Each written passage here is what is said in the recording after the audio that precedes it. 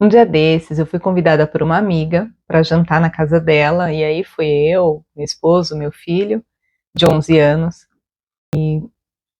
Lá, ele foi se irritando com a situação. Por quê? Porque nós adultos estávamos conversando sobre assuntos do nosso interesse e ele estava se sentindo isolado.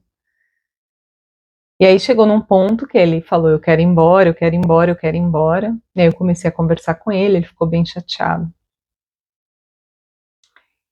E aí eu quero trazer uma reflexão, porque normalmente a gente tende a se irritar com a criança, dizendo: poxa, a criança não tem paciência, a criança não vê que eu estou me divertindo, que realmente eu queria. Para mim foi um momento de lazer, né, um momento de alegria, de estar com pessoas que eu gosto. Só que para ele não tinha esse mesmo significado.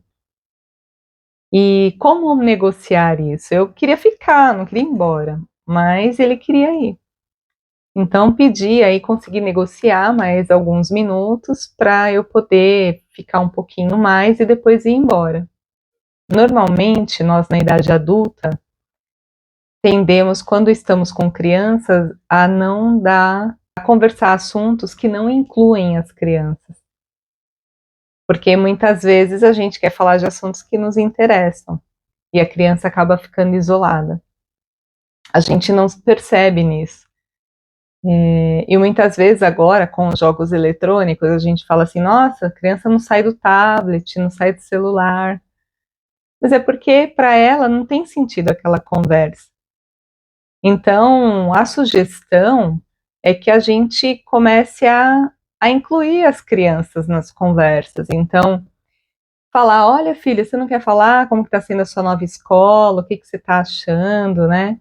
E aí, a partir daí, por exemplo, meu filho está numa escola nova, então, poxa, como que está sendo para você? Ah, e vocês, né? Então a gente pode perguntar para os adultos: e vocês? Vocês já, quando eram crianças, mudaram de escola alguma vez? Como que foi para vocês? Então, é uma forma da gente incluir a criança na conversa, porque nós já fomos crianças. Então, assim, é muito mais fácil. A gente fala, né, quando a gente conversa com uma criança, e às vezes a gente quer conversar olho no olho quando é uma criança pequena. O que que a gente faz? A gente se abaixa até o nível da criança para ter uma conexão maior, olho no olho, não é assim?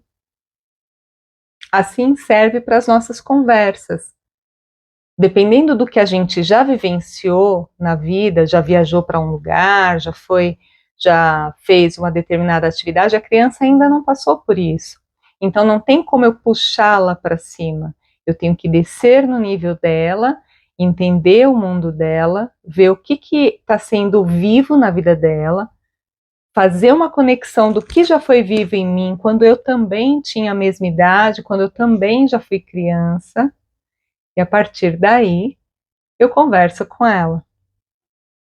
Então, isso é o exercício da empatia, é tentar se colocar no lugar da criança a partir do olhar dela.